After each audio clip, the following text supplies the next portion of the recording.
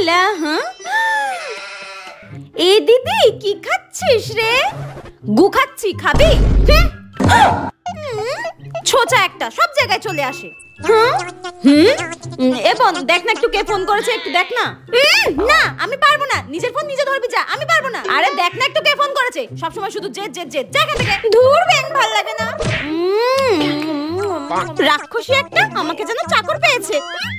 Hello, কে বলছেন? তোমার দিদি বাড়িতে আছে? দিদি? হ্যাঁ দিদি তো আছে। আপনি কে বলছেন? রাহুল। রাহুল?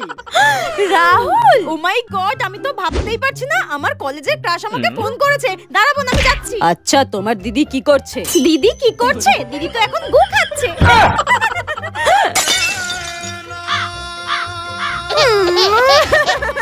শাকচুন্নির বাচ্চা, তুই এইভাবে প্রতিশোধ নিবি? তোকে আজকে